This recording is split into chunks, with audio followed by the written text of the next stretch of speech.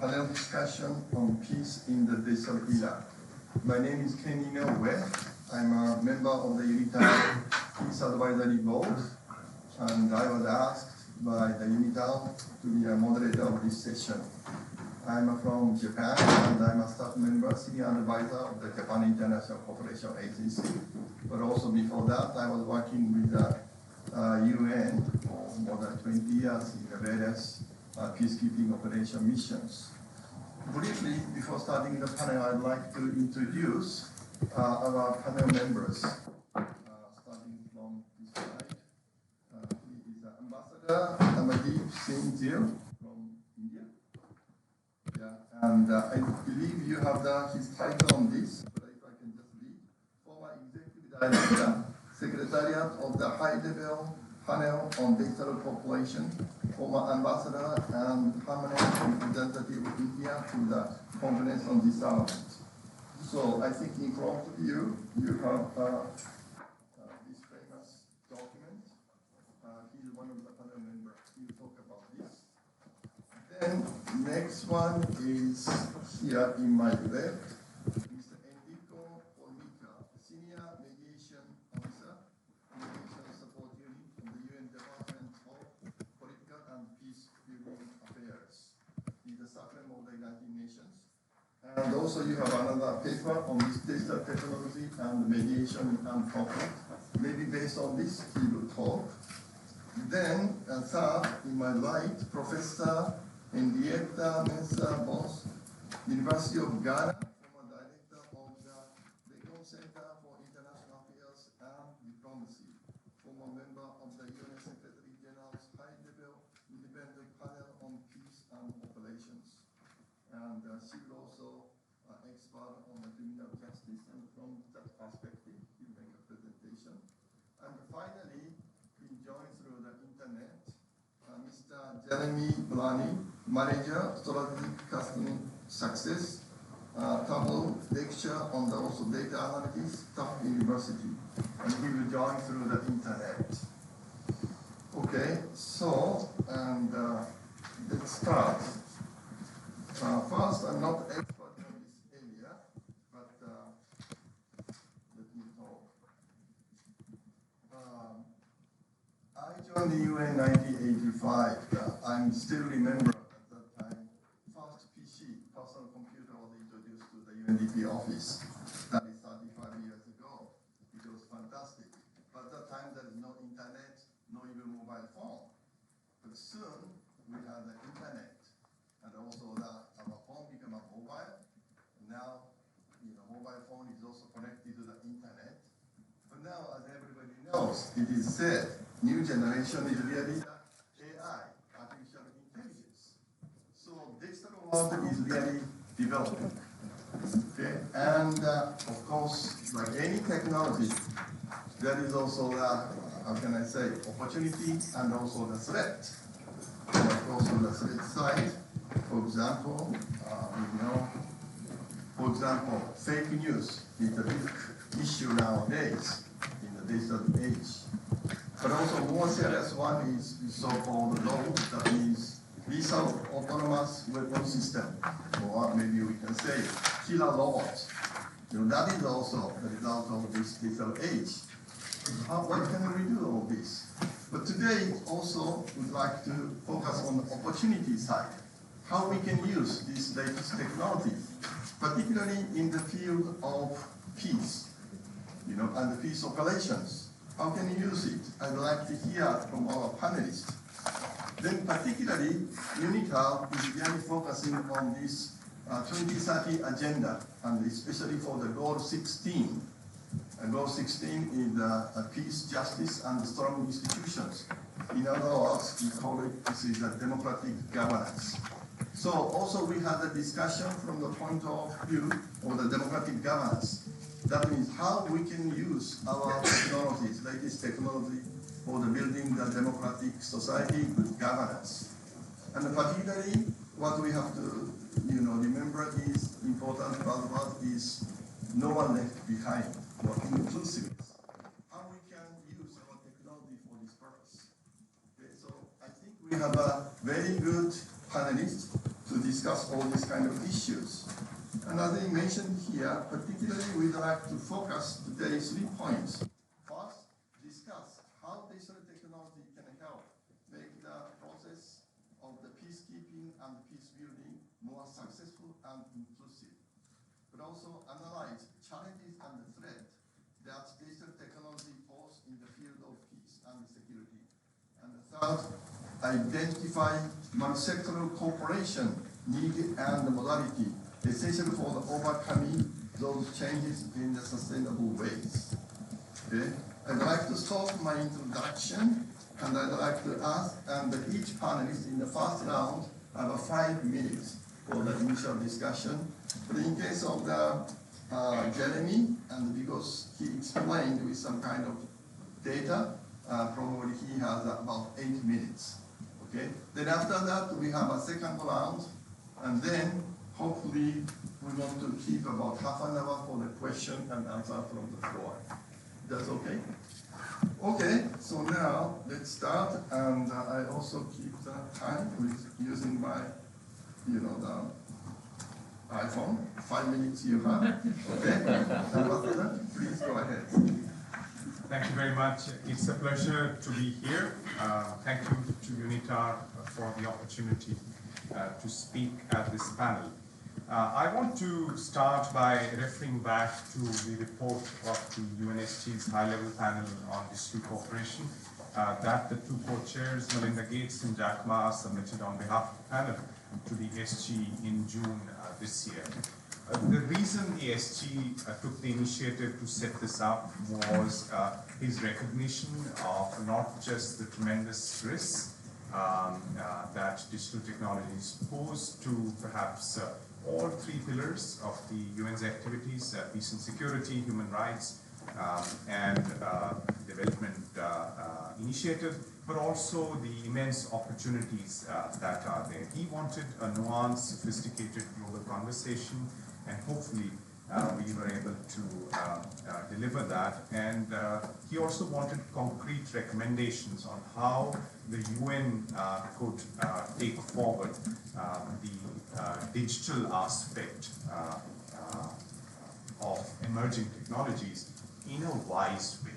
And not in the sense of tools like you mentioned, the coming in of the PC and the mobile phones, but more as an opportunity to reimagine ways of working on problems. So the starting point was not so much tech first, blockchain, AI, big data, but rather what's the problem we are trying to solve?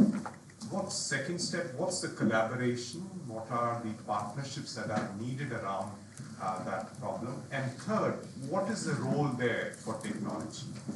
And moving to that, I think our insight in the panel was that technology is an enabler. It's not just dual use, it's repurposable.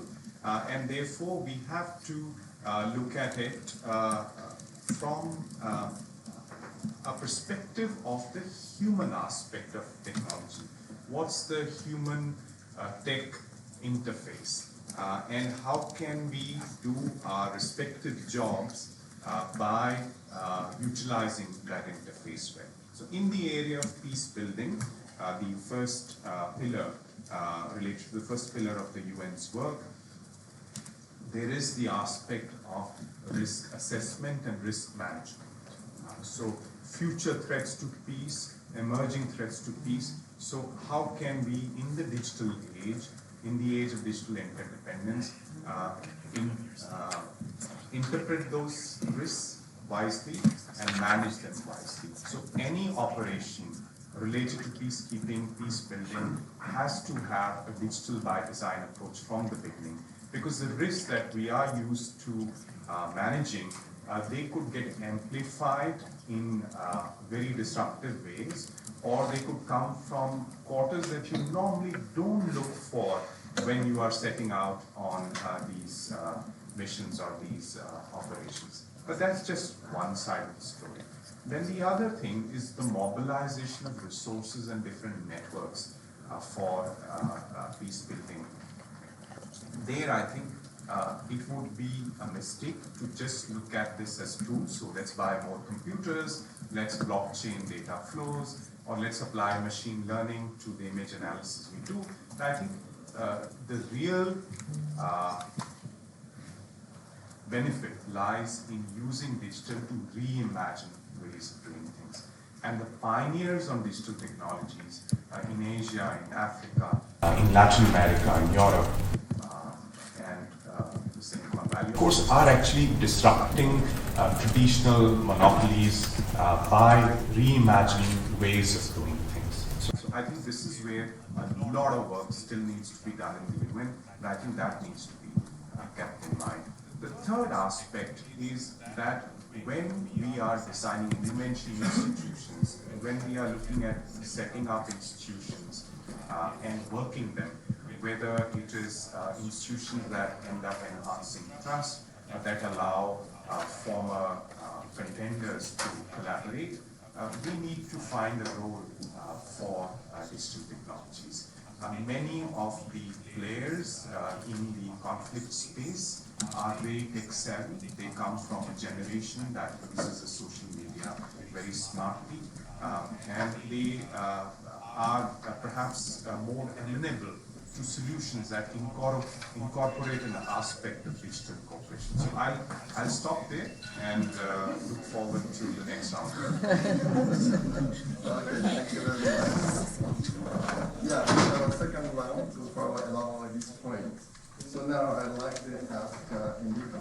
Yeah, you have also the point. Thank you. Thank you very much. So thank you, UNITAR, for convening this meeting and for inviting me to speak.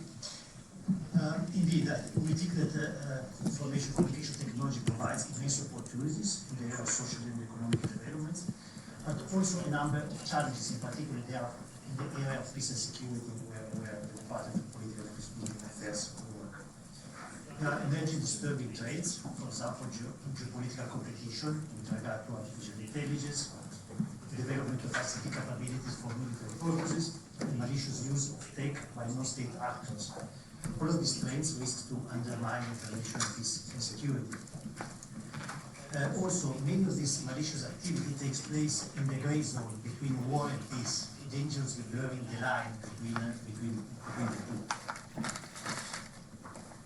And in general, we believe that this technology can outpace political and regulatory oversight. So the regulations are not in place.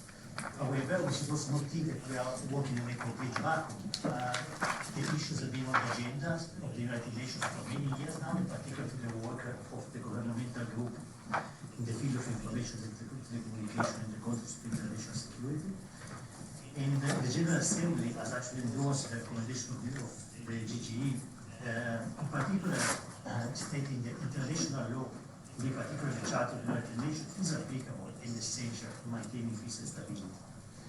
Now, so the general framework of international law applies, but there is a lot of uncertainty about how it applies in concrete terms. So we hope that the newly established GGE and the open-ended working group that are meeting now in New York and Geneva will provide answers to that. I will not expand on this work, as I know that there are experts in the room that can contribute to that in the conversation. For sure, also the panel on digital cooperation that was just introduced by Ambassador Gill has provided a very valuable proposal with regard to cooperation and the need also for a multi-stakeholder approach to tackle this issue. So it's not just the multilateral approach and that is happening in the GGE and the opening working. Now, I so far listed some of the challenges, but we also believe that us, when actors in the area of peace and security, need also to sharpen our tool and better leverage the technology to our advantage, to say. So technologies for peace, which indeed is the theme of today's conversation. And in this regard, we have just produced this toolkit that I think we just still typical digital technologies in mediation and armed conflict. We call it Toolkit 1.0. It's an initial reflection on how these technologies can be leveraged in the area of mediation and peacemaking. Of course, taking into account the multiple risks that were already mentioned today. We have identified 4 areas: conflict analysis, engagement with conflict party, inclusivity, and strategic communication. as the areas where we believe that these technologies have a more significant impact and where we believe it can be leveraged also to our advantage. Now, inclusivity seems to be one of the most promising areas in which technology can be applied, mindful of the challenges and the risks. And the report expands on the reflection in this area. Indeed, digital technology have increased the ability to include parties and constituencies in this process. However, mediation still needs to consider to strike a good balance between inclusivity and efficiency. It's not that you can just include everybody without taking care of the different phases of the mediation process. And therefore, it is important to manage expectations that a more inclusive process can generate, not to then be confronted with the reality that you actually disappoint this expectation that you create. And of course, you also need to be careful not to generate new patterns of exclusion, as not everybody is connected, and not every sector of the society is connected equally. And of course, it is very important to take into account digital security, safety, and reputational risks that are attached when we use this technology.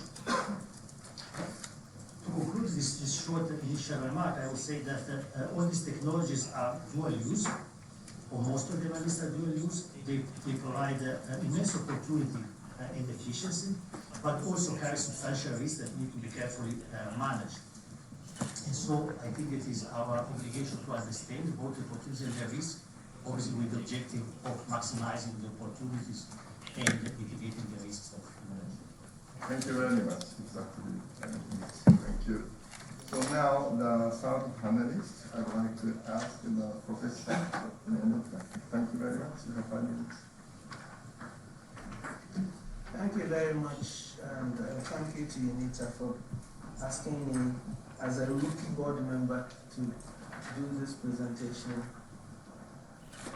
We know the value of these technologies, a whole range of them. But in respect of the peace and security area, there are particular problems and also particular opportunities. The mantra, no one left behind, is gaining ground. But in this area, so many people have been left so far behind that you need some deliberateness to even bring some people up to the point where they can access these technologies. In peacekeeping, we are normally dealing with the host community, and the host communities tend to be poor, or at least tend to have been impoverished by war. These technologies are not cheap. These technologies depend also on infrastructural backbone that are too expensive for the individual, and these have to be provided by governments and so on. So if peacekeeping is going to use these technologies, particularly to assist host communities, then suddenly there's an expense that somebody must cover. Can the UN cover such infrastructure backbone for host countries? That's a question that I won't offer an answer to. Again, these technologies enable some surveillance to be done in circumstances where humans would not be able to, give the troops better access to information beyond their perimeter fence and all of that, so that things don't happen that they ought to intervene in that they wouldn't know about. But there are downsides. Host countries are particularly cagey about technology that offers some advantages to nations that they don't have, because with surveillance will come intrusion into areas that the country might not be comfortable with. And so you find that it may even increase the hostility to the peacekeeping mission, as they would tend to have better information about the area than the host government. And if the status of forces agreement has not been negotiated to cover these things, the host country might feel spied on and that has its consequences also. The UN is not rich, so these technologies that cost money can also be an issue, and sometimes we assume that the UN is a monolithic body, but in the field it is represented by troop contributing countries and police contributing countries who may not have much access to those technologies themselves in their countries, which means that even if you provide them, unless you provide good training, you are just accumulating the number of white elephants. So the expense must be justified by further expenditure involved in training to make sure that the troops who are going to use these technologies are savvy as to how they can be used. As for AI and so on being used to perform dangerous tasks, it could revolutionize, especially demining and such dangerous tasks that could be allowed to be done by non-humans. But where you create capabilities that can find these mines, you also have to be careful that they are not killing machines, and those issues, I'm sure, can be resolved by those who know. Technology is being helpful. Many communities contribute to peacekeeping missions. Not all of them are competent in the UN languages. So even translations, so that they can better communicate with themselves and with the host communities, I think is something that we can look at.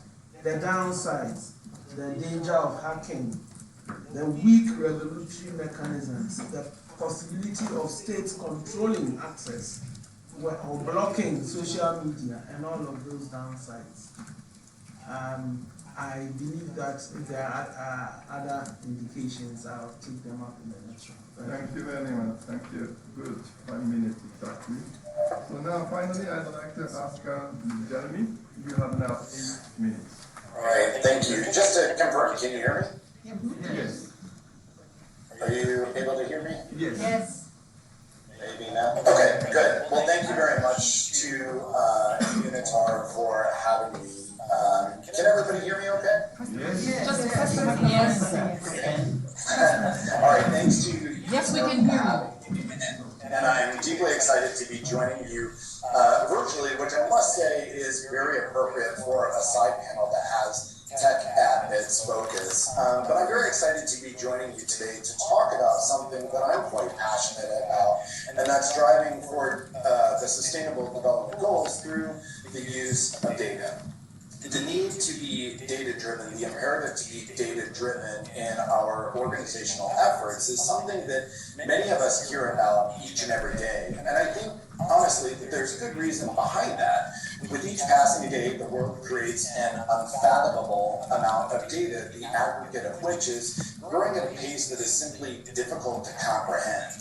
One report tries to put this into perspective by stating that the global data sphere is going to grow 136% by 2025 to 175 zettabytes. I don't need to go into the math to explain that that's a lot of data. Hidden within these data are opportunities to optimize supply chain networks so life-saving supplies can be delivered more expeditiously following humanitarian disaster, as I've seen with the World Food Program. Opportunities to drive forward gender inequality or gender equality both in the workplace and for macroeconomic growth globally, as I've seen at Bank of America and in working with the International Monetary Fund. Within data are opportunities to better understand and address many of the challenges of our global community. Currently, I work at Tableau, which is a visual analytics platform in an advisory capacity where I help organizations, including the United Nations, become more data-driven in their efforts. In a previous life, I served in the U.S. Air Force, deploying in support of humanitarian and other operations around the world. I was never a peacekeeper myself, so I definitely don't claim to be an expert on the challenges that they face on the ground while deployed. But I have to tell you, I feel like I've had a little bit of a glimpse into the life of a peacekeeper, at least as it relates to digital tools. And that's not because I served in war zones myself, but because I'm married to a peacekeeper, and my father-in-law and even his brother were peacekeepers before my wife. My wife is a former captain in the Irish Army, and she deployed some years ago in support of UNIFIL. And in the early days, when we started dating, we shared a lot of stories about the good, bad, and ugly of serving in conflict zones. And I have to tell you, the challenges that she and I faced, though operating in different environments, were very similar. I want you to think about the following scenario. You're a command authority dispatched to an area of operations tasked to keep the peace. You're not the only country that's on site. You're there along with people from Ireland, Finland, and elsewhere. Now, with each passing day, data is being generated and stored in Excel files, PowerPoint slides, and other systems of record that aren't connected to one another. As a result, it becomes very difficult to identify areas that require more peacekeeping patrols, analyze the impact of dollars invested in civic initiatives, ensure troops from multiple locations are completing essential training to remain up to standard, and ultimately give back time to the talking commanders on the ground who essentially have to find a way to do all of these things that I just described, but in a very manual and archaic way. Now, what I've created here, and hopefully everybody can see my screen, but what I've created here is an example dashboard. Obviously, I can't use live data for operational purposes, but what this dashboard does is it brings together several disparate data sources, in this case Excel files, so peacekeepers can more efficiently and effectively accomplish their goals. It was created using the Tableau platform, which connects to data either as a flat file on your computer or data that's up in the cloud, like in a SQL server. At the top is an ops summary, which simply describes what's transpired over the last few weeks, as well as what the priorities of the day are. To the left, I have some key details, and to the right, I leverage shapefiles to map out patrol routes relative to incident hotspots. What we can immediately see is that there are a number of incident hotspots that are taking place all over this particular AOR, and immediately below I can see the last dates that various routes were patrolled. So in this case, Route 165 was last patrolled on 8 October, yet I see a number of incidents have popped up over the last 3 weeks.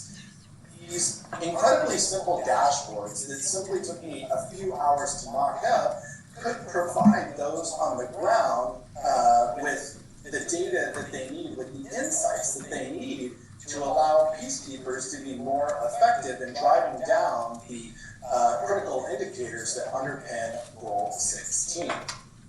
I want to make clear that I don't simply believe that a comprehensive dashboard is the answer to all of our problems. Being data-driven is not simply about purchasing and deploying technology, it's also about investing in your people, helping them understand the value of data and training them to think critically about how data can be used to some sort of effective end.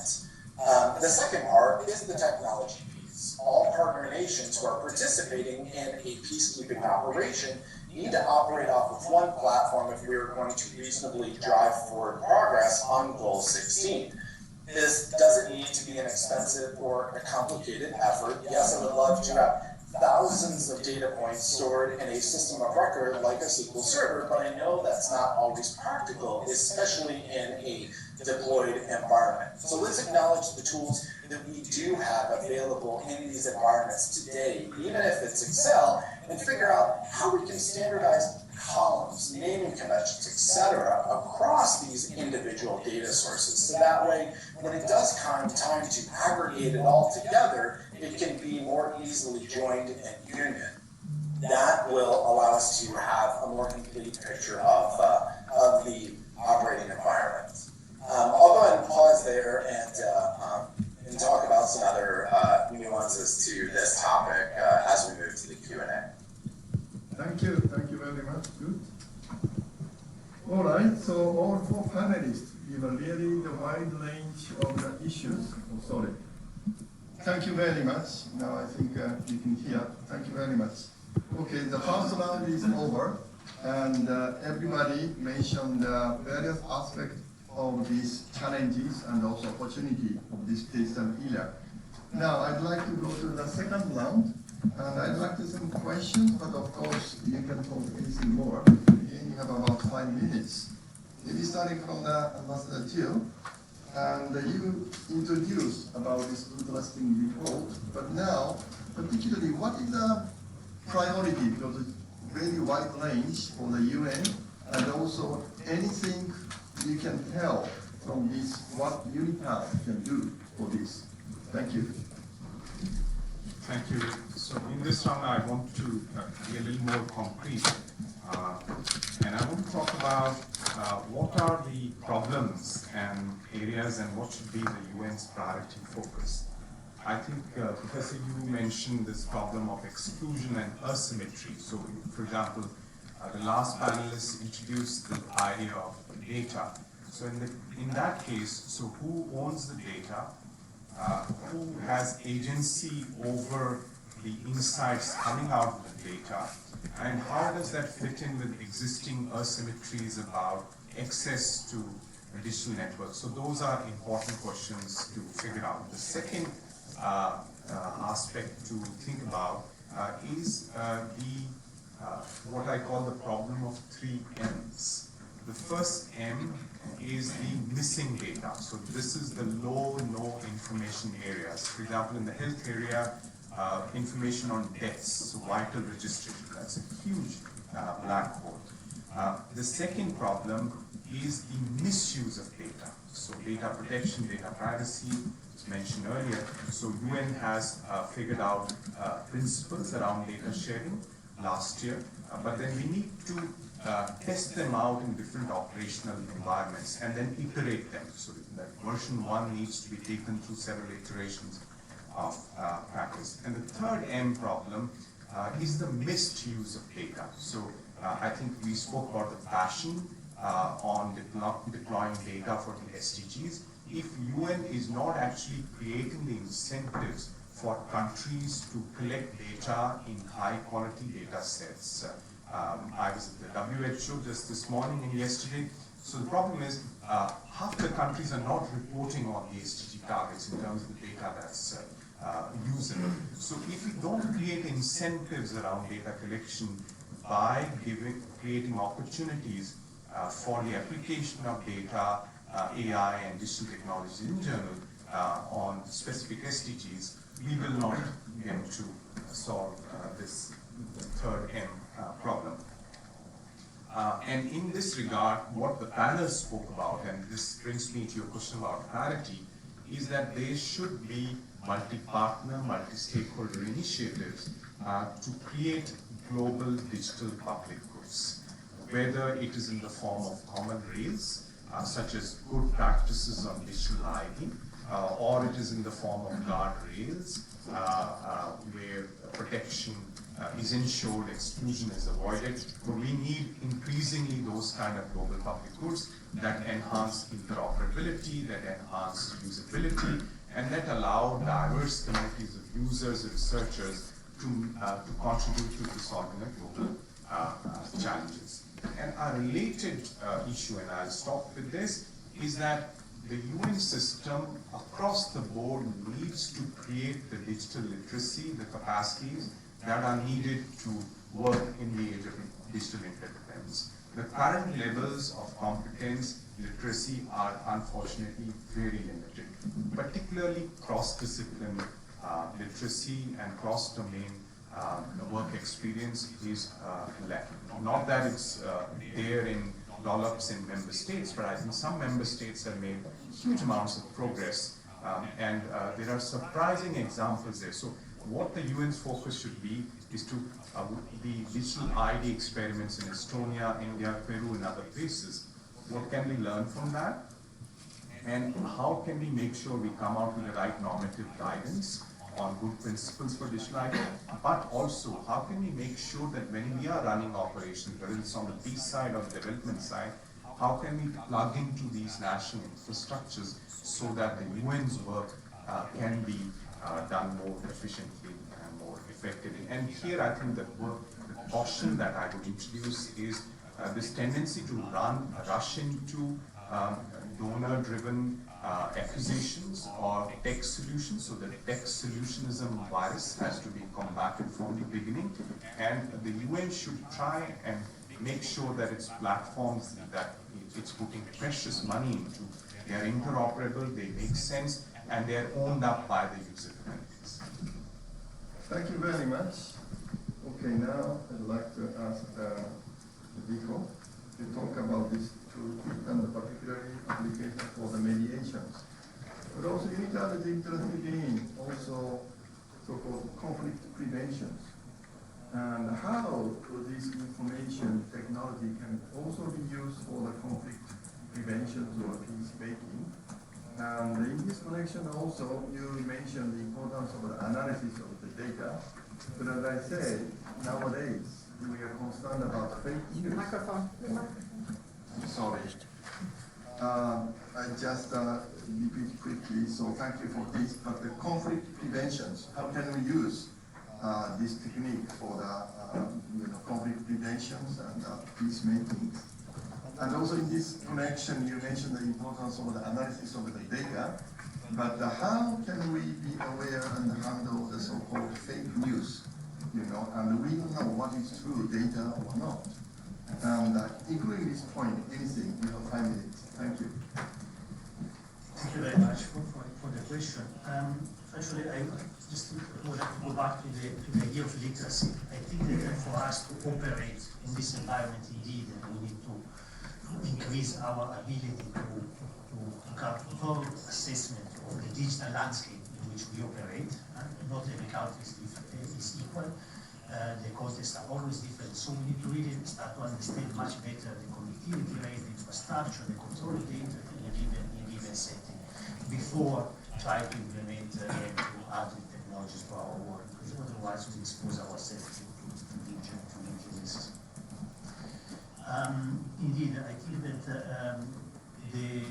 one of the sections of the toolkit refers to conflict analysis, which is has two components. One is precisely what I just referred to refer to the digital landscape of the country, but also the use of data to better understand situations on the ground. Now, there are a number of experiments ongoing in trying to analyze the data, in particular those coming from social media that has become an integral part of our conflict analysis. I have to admit that I'm not yet convinced that just the use of raw data coming from social media can provide adequate and comprehensive political results. So it's an area where I think that the human intervention is necessary, and it takes human intervention is necessary. So I still believe that data can complement the political analysis, but cannot replace these particular areas.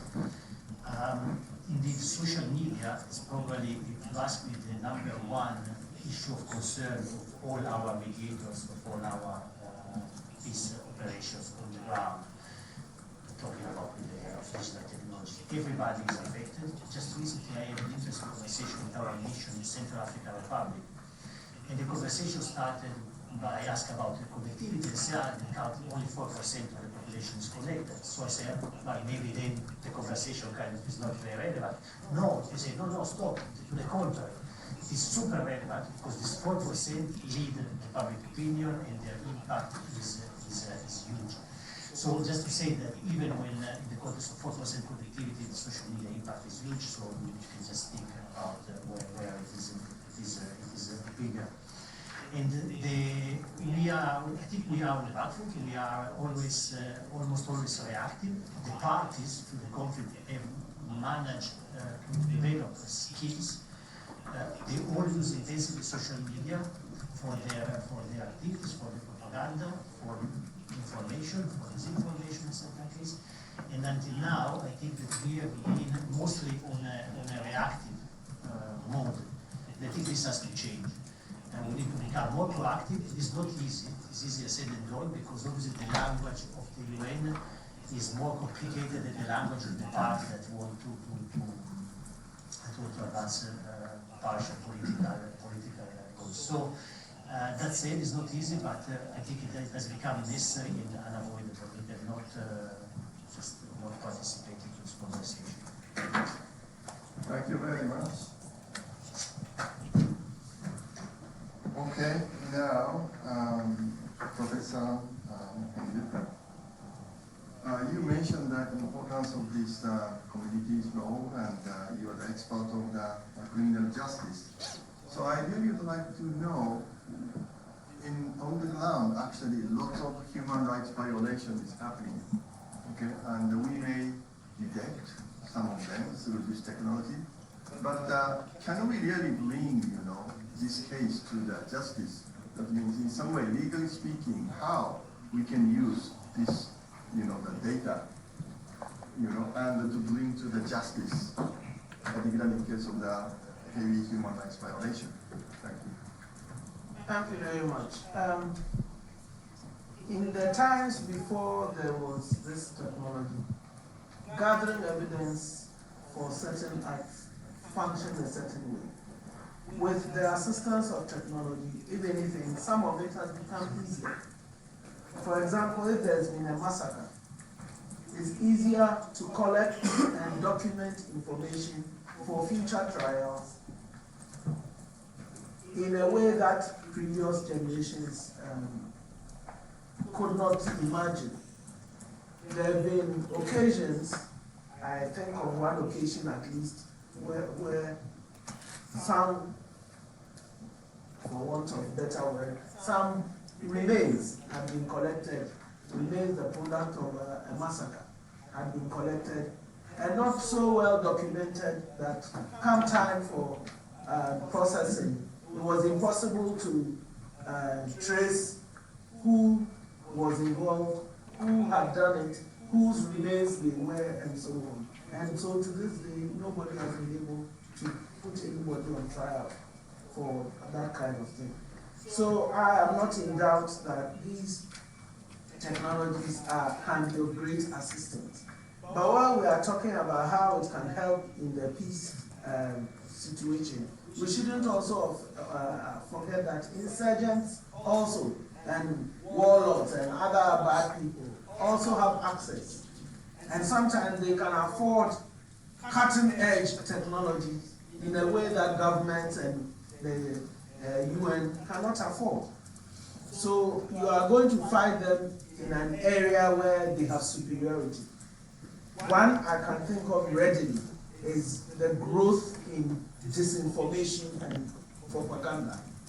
If you are doing peace building and the diaspora has not been reached and converted into allies for the cause, then you run a risk of having to fight off, how shall I say it, virtual enemies, ghost detractors, and nobody knows the source of this information, but it can cause a lot of harm when it gets into the community and you have no control over it. I would say that in terms of pre-deployment training, the technologies can be of great help, because if the troops and even the civilians, if they know what to look out for, it may be a lot easier when they have got into the situation and they are cut off from everybody and they have to function if they can get some guidance. But for me, the main problem is how to manage evidence collected this way, how to keep the evidence clean, for want of a better expression, also the dangers of hacking, the dangers of introducing false evidence, and all of that. And of course, if people have not kept data they have acquired legitimately, properly, and that data gets into the wrong hands, again, you have major issues. I guess the paradox of the tech age is that it brings those far away closer to us and creates distance with those who are physically close. And the result is that people may know more about what's happening in the rest of the world than in the compound next door where they are required to operate. So, good, bad, but who is keeping an eye on the data, how it is kept, who is mining the data, for what purpose, and so on, so that we don't hand to the people on the other side, by that I mean insurgents and all those others, information that they can use to harm the process and to harm peacekeepers. Thank you very much. It's a very interesting point. Okay, I finally go back to the Jeremy, and you mentioned lots about the data, and particularly I'd like to ask you, and so-called, how community people knows about this, and in other words, so-called access to internet. You know, some people, well, lots of people using the internet nowadays, or mobile phone, but not all of them.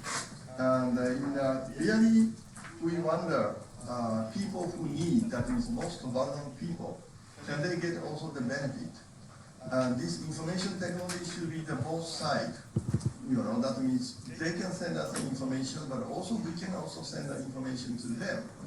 You know, so this is in that way two ways access to the internet. In this perspective, what is the challenge and what we can do more on this? Thank you. Yes, thank you for the question. In regards to your specific question, I've seen organizations like the World Food Program embrace technologies that they have available at their disposal to conduct field work where, you know, the internet does not necessarily reach. I'm talking about, you know, the thing that's in many of our pockets, the mobile phone. It can be used to both collect data points that are available in the field, but also to aggregate those data points to discover insights that could potentially allow field work to be conducted more efficiently and effectively. So I think it's really just about, in regards to your question, leveraging those highly agile, highly mobile technologies that are already available to us in extremely agile ways. I do want to talk just briefly about a couple of points that have been mentioned by fellow panelists regarding sort of the mountain of work that's in front of us. I've been a part of a number of technological implementations, so I'm keenly aware of just the volume of work that needs to be accomplished as a part of those implementations. First and foremost is procurement. In many situations, RFPs need to be solicited against to have vendors identify, you know, the ways in which their technologies could potentially be used for X, Y, and Z. Even after procurement, then you have to move to the actual implementation itself. And that is a complicated effort for one organization. It's an even more complicated effort when you think about including multiple organizations that fall under the UN umbrella, as well as the multiple countries that are a part of those organizations. Even beyond that, then you have to teach people how to use these technologies and think through many of the issues that the panelists have addressed thus far. Who owns the data, who protects against the misuse of data, and so on and so forth. All of that is extremely complicated and is going to take time, months, years to figure out. And so we shouldn't, you know, prolong it. We should get started on that path that much sooner. But the thing that I really try to focus on is building a culture of analytics, helping people develop data literacy skills, because I think that regardless of which tools, regardless of which technologies we're going to choose to use in the field, at some point in time, at a bare minimum, we need to have people to understand, we need individuals to understand the fundamentals. And the approach that I take at the Fletcher School at Tufts University is really in three parts. The first part is just simply exposing students to case studies, helping them understand the many ways in which data can be used to some sort of effective end, as well as some of the gotchas and the potential pitfalls of using data with regards to security or false positives or other issues beyond that. The second part is really just helping students understand how to ask critical questions when they are presented with some sort of data point. So that way they don't just accept what they see at the top layer as fact, as the gospel, but they choose to ask a why question to take them a level deeper and a level deeper and a level of deeper. Only after those fundamentals are mastered, only after we begin to instill a sense of data literacy in students, did we then move to that third piece, which is how do we bring it all together in some sort of technological fashion. And whether that's learning how to use the Tableau platform, learning how to write the lookups in Excel, or how to use some other business intel application, we shouldn't do that until we master those fundamentals. And I think that that's the low-hanging fruit, the things that we'll have to do anyways, therefore we should just get started on here today that UNITAR and other organizations that have a like-minded mission can absolutely take out. Okay, thank you very much. And I thought everybody mentioned very informative and very deep analysis of these current situations. And in case of Ambassador Gio, as I said, he is based on this report. And particularly I was impressed what he said in the global digital public goods. We really have to use this IT technology as a global public goods. And that is a very important point. And then Nick also mentioned using this report of the mediation in armed conflict. That means on the ground, how we can use it. And but at the same time, he also mentioned, I'm impressed, that means human intervention is really necessary, particularly for the political analysis. We cannot just everything rely on the data or social network. But finally, human analysis is really important point. And the professor Henrietta also mentioned from his professional point of view, definitely this IT technology is useful for the bringing the justice, but at the same time there's already pros and cons that is also useful for the other side, he said, so-called bad guys, and particularly disseminate and propaganda informations that may confuse the people and even, increase the conflict. So how to do it? And also he mentioned the importance of the protection of the data. That is very important from the legal point of views. And just now, he mentioned, particularly I learned, so-called culture of data technology or data literacy. That means all of us really have to learn how to utilize these technologies. Not only we can leave it to the expert, but everybody should learn how to utilize this point. And they mentioned all other points, and probably you have a lot of questions. So now, as I promised, we have about half an hour for the question and answers. So I'd like to open the floor, and please mention your name and probably also specify to whom you want to ask a question. And because so many people may want to ask, please limit your questions or comments within 2 minutes. Okay? Thank you. Thank you very much. My name is Zainab Bangura from Sierra Leone. There are 2 issues I wanted to discuss. First, the challenges. And I think if you look at the history of ISIS, ISIS was one organization that used the social media so effectively in recruiting, in spreading their propaganda, in selling their civils as sex slaves. They had a bunch of markets. So those challenges, how do we deal with them? Yes, ISIS was very sophisticated. It was well in advance. We were running after them. So I think, how do you deal with a situation which comes on the issue of whether the ability or the possibility of relegation? and the data ISIS have collected, can we have access to it to be able to determine how they operated, how they think, those sort of things for me, I think is one of my first question I wanted, if somebody can respond. The second question is on the fake news. You know, for those of us who live in Africa, it's amazing. These days, not everybody has television. Not everybody has radio, but I tell you, everybody has WhatsApp.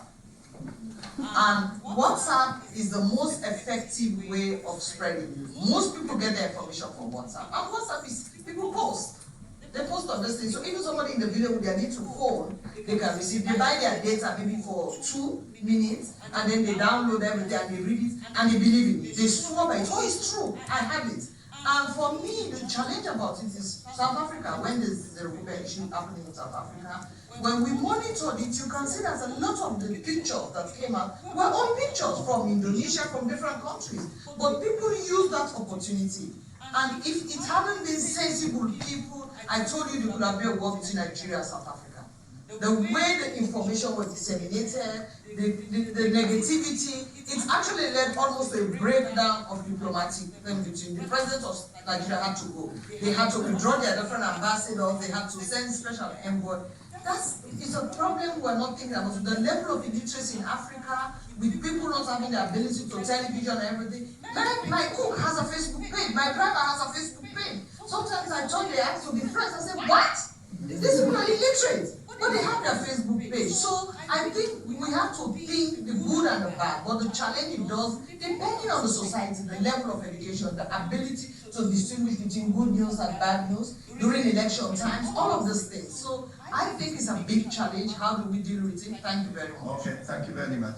Is there anyone who want to answer the question about ISIS issue and also fake news? Is there anyone? Yes, please.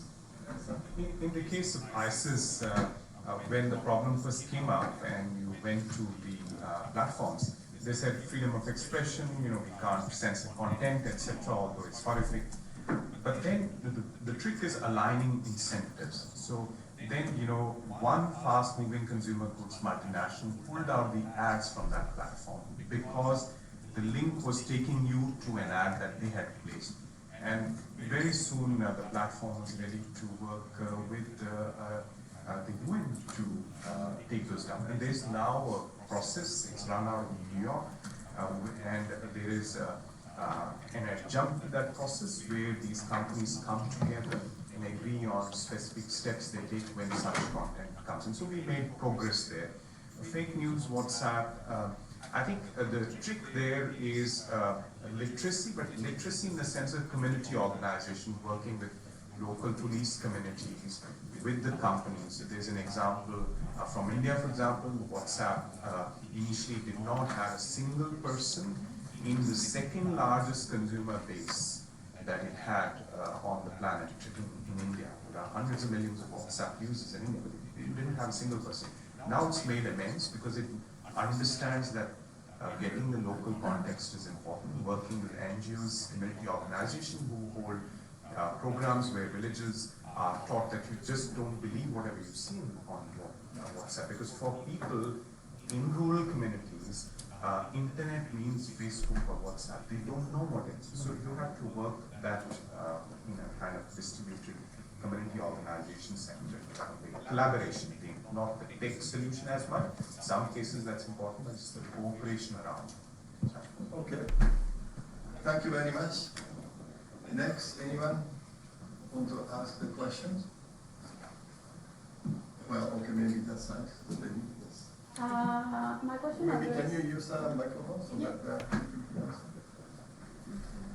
I would like to address a point made by the ambassador, I think, about the missing data and the creation of incentives to collect data. And I was wondering how can incentive be created for not only collecting data, but collecting data that is standardized and high quality. I believe, and please clarify me if I'm wrong, but in two-thirds of the world, this is a big problem.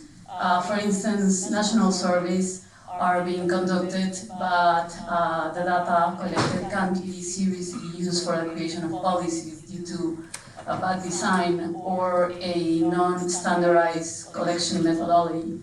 So, thank you. Okay.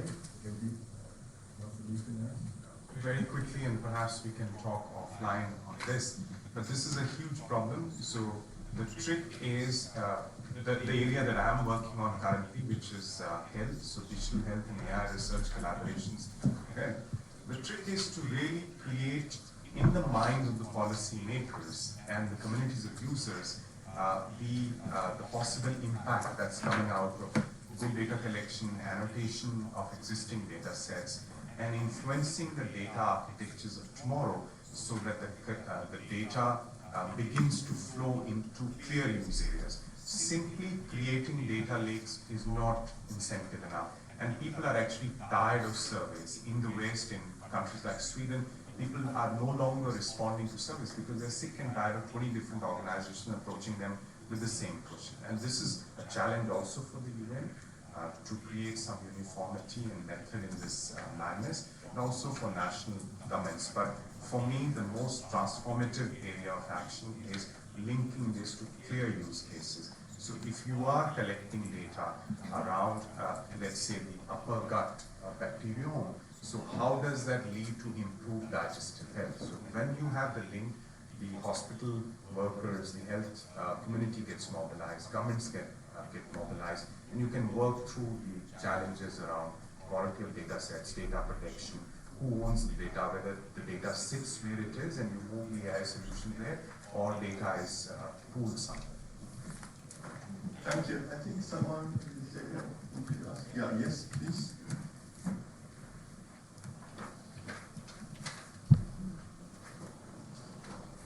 Thank you very much, and thank you for all the panelists for the very interesting contributions and thought-provoking presentations.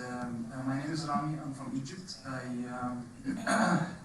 have a personal thing to share with you. I had the opportunity, and I was fortunate enough to work for the different stakeholders in the digital field. As I can say, I started my career working for a private sector company, multinational telecom giant, and then I decided to move after working for several years to work for the government. And during my work for the government, I had the opportunity to work with an international organization working on a project with a regional organization. So this gave me the chance to see the differences between each and every perspective of those stakeholders and how they see technology and the digital world that we're living in. What I have been working on 15 years ago, or maybe a bit less, when I was working for the telecom giant, are things that are now currently being implemented by governments. So you see the gap in the know-how and the implementation of the private sector and the governments.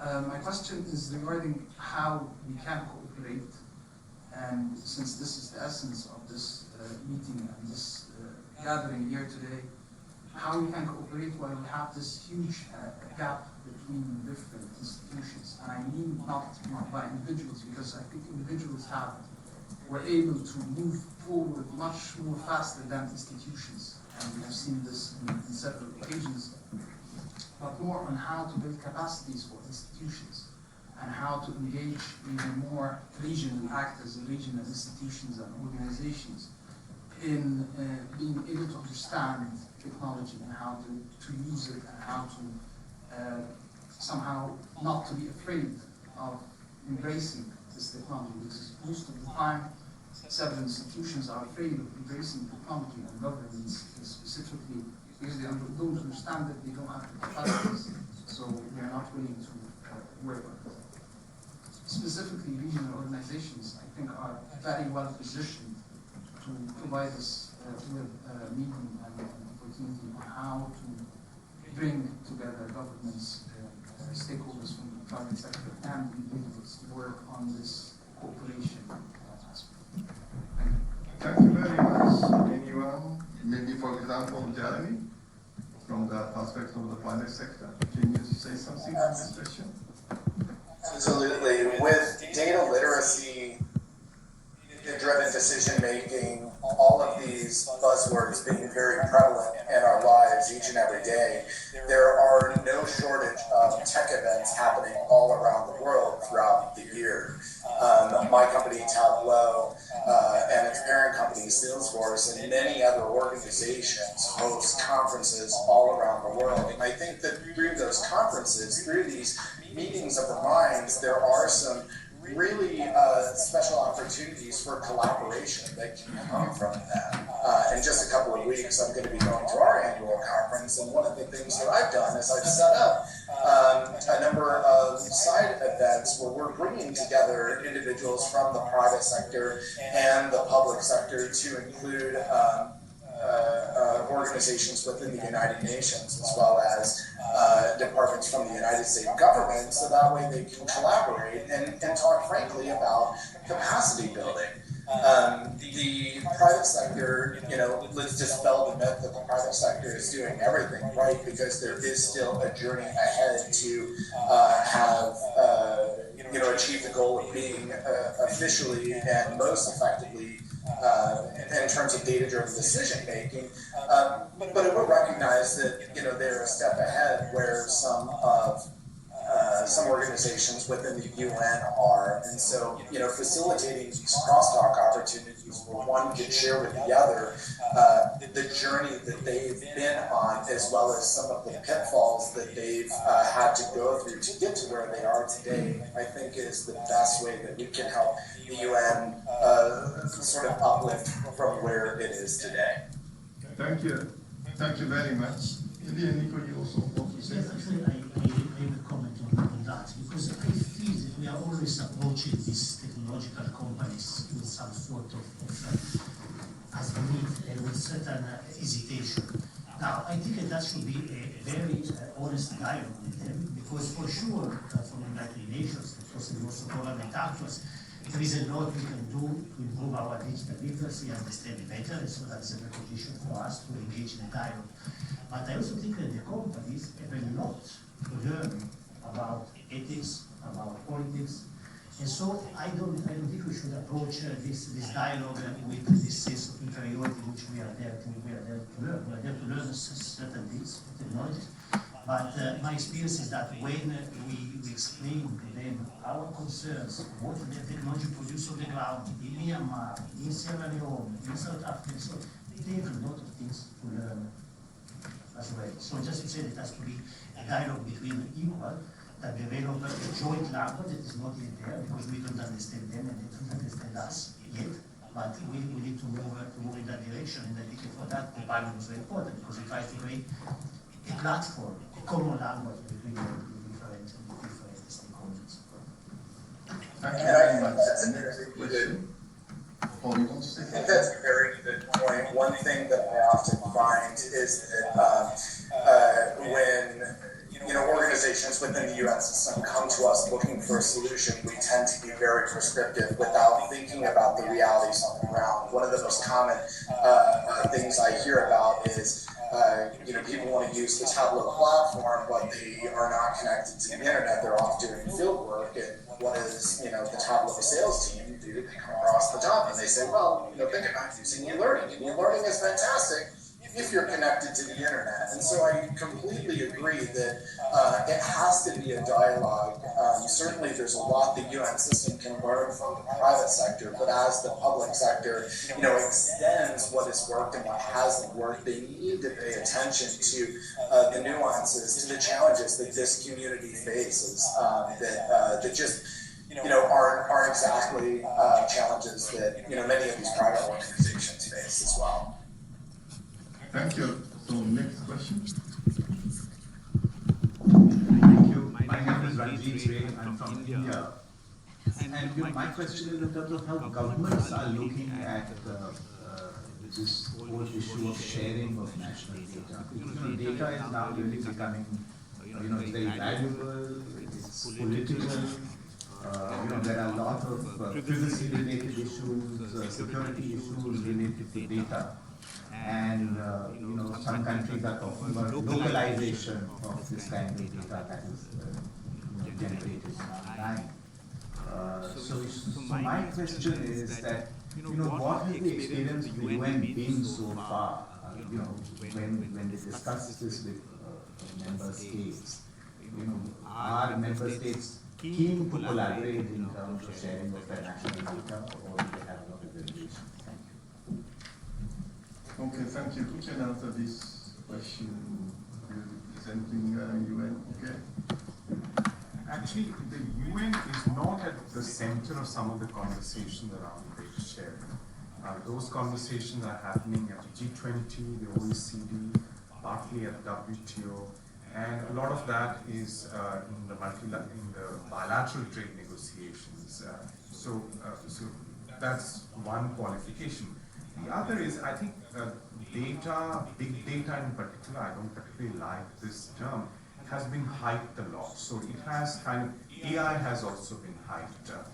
And one particular way of doing AI, machine learning driven by very uniform large-scale data sets, has also been hyped a lot. So it has led to this wrong conception around the world that data is gold, data is oil, so you need to have data lakes, etc. Whereas the true use of data, the true value of data is in its flow, is in its use. So I would like to hear more like data rivers and data flow rather than. So what the UN can do is precisely, I think, the conversation around protection, privacy, safeguards, misuse is important. But if you go to countries in the global south, that is going to put them off very quickly. That, there's an agenda here. You want to deprive us of the opportunity. So there's a fear of misuse, but there's this, as the digital natives say, FOMO, fear of missing out on these technologies. So I think the UN needs to have a balanced conversation, a more nuanced conversation, where you impact the governance through the practice of these technologies, the practice of data sharing, or sharing of data-driven solutions, creating those pathfinder projects, those use cases, whether it's in the area of health, which I'm focused on, or inclusive finance or digital financing, which the task force led by Akim Steiner and Maria Ramos from South Africa is focused on. So that would be valuable for the UN to do. The geopolitics of data, it will get, it's going to be messy for a while, it'll get sorted out eventually, but the UN can also influence that conversation if it is proactive on the flow and use of data. Thank you very much. Next question. Anyone? Yes, gentlemen. Okay. Please, this time just a short observation. I would say data and education. Do our young people know enough about sufferings and war? If there is, that should be done something. There was never a generation that was living with war games, which are extremely violent and discriminate. People, young children are living days with that, and we ignore completely that. How we can have a better community, a better society, and more peace in the world if we don't care if our video games and anything else is absolutely ignoring the real sufferings. People have no idea what suffering is behind that. I think probably the sharing the data of extension of sufferings and humiliation, anything to all the sector of life should be also part of the conversation. Anybody who could comment, and probably for Ambassador, if you have any comment from your side. Okay. Any others? Very quickly, what Ignacio said, I think that's very important. That's why in the panel we had a focus on values. What are our common human values? So when we collaborate around digital technologies or deploy them, what values should guide our actions? So that's very important. The human dignity, human rights, the importance of human life, the uniqueness of human life has to be part of that. And then this leads to concerns around taking of life by autonomous weapon systems, and Master Carpins was here, I think he's just left with Karen currently chairing the GT on lethal autonomous weapon systems. So there is good work being done in the multilateral system on principles, on common understandings, and eventually prohibitions, restrictions on those aspects. But I think the understanding around values and how they are discovered in specific contexts. And it was good to hear a mention of Salesforce, because companies like Salesforce have used the PMOM model to involve all their employees in a discussion around what are the common values that the company should be. Likewise, TCS in India, and many other companies. So I think it's not just for the UN, but it's for the multi-stakeholder communities around it. There's a organization that I'm aware of called Viz for Social Good. It's a nonprofit that really looks to partner with other nonprofits around the world and public sector organizations to help tell deeply personal stories through the use of data. So on a monthly basis, the Viz for Social Good team partners with an organization, gets access to some of their data, and exposes that data to a global community of volunteers. That global community of volunteers, creates visualizations, infographics, whichever term you want to use, that again are designed to just tell a deeply personal story through the use of data in the most comprehensive way possible. Thank you. Yeah. I wanted to comment on young people and the things they are exposed to, but also the dangers of them not having a second chance. The internet never forgets. So young people are excited and made to put all kinds of things about themselves on the net. The internet never forgets. So they don't have a second chance. In the criminal justice system, we think children should have a second chance. And so a lot of the data on them is either destroyed or stored away so securely nobody has access, so they can live their lives and move on. The internet doesn't give them that chance. So there are a lot of issues that we must look at. It's not enough to excite young people to use it. They must also know the dangers of using the steps that are being given to them. Thank you. Thank you very much. Any other question? I'm sorry. Okay, please use the microphone.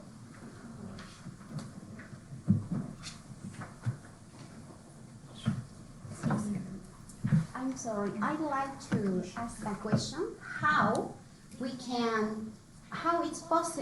Which is the possibility to have a peaceful exchange, a peaceful communication with people who work, who represent we can say the main authorities in an institution.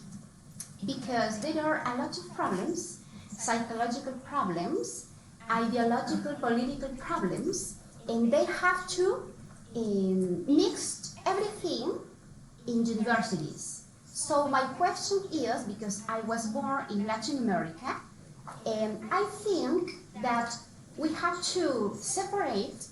We are professional, but we have to. It's not necessary to influence with our political ideas to our students.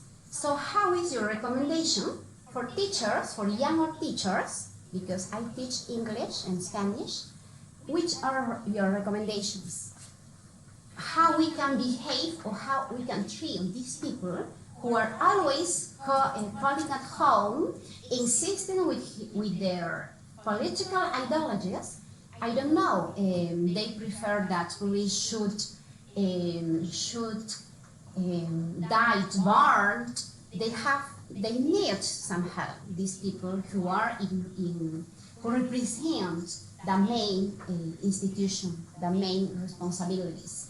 And we can say anything. I don't think so. It's necessary to share these ideas at universities to improve, for the mental health, for improving our communication skills, our communication exchange with authorities, teachers, and students. Because universities in the world form future professionals. So what kind of professionals we are going to educate for the future, because there are a lot of negative energies, negative topics, trying to distract our relationship. Thank you. That's it. Thank you very much. Maybe we have two professors. You want to say anything also? Or any others? Yeah, okay, Ambassador. I think that's a very, very important issue. Education, like future of learning in the digital age. I think the answer is counterintuitive to my view. We need to reinforce the teaching of social sciences, teaching of compassion, teaching about collaboration, creativity, because the super rational is going to be done well by machines in the future, but we will need to, as the machine gets smarter, we need to get wiser. So I think we need to start very early in schools, and we need to work against this siloization, this fragmentation of expertise.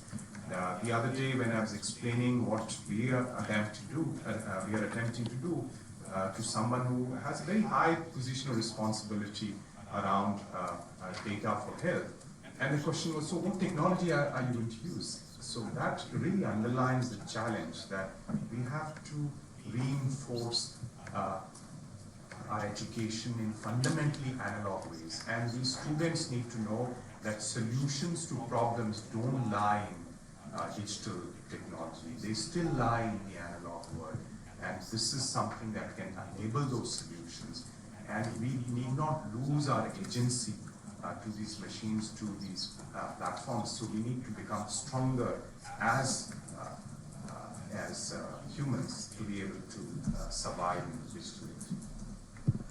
Okay, thank you very much. It's almost a time to conclude these panel discussions. And today we really discussed a wide range of issues, and thank you for all the questions which we can deal with this. And we talked a lot about the data, starting not only data collection and analysis, but also flow and protection of data or fake data, misuse of the data, all these kind of things. And also we talked about IT literacy. But literacy simply means not only just how to use, but more about education, and also even for the values based on these educations. That is also very important issues, particularly for the young people. And then also we talked about the application of all this kind of data and the technologies. And particularly, UNITAR is interested in how to use all this kind of data for the peacemaking, peacekeeping, and also peace building.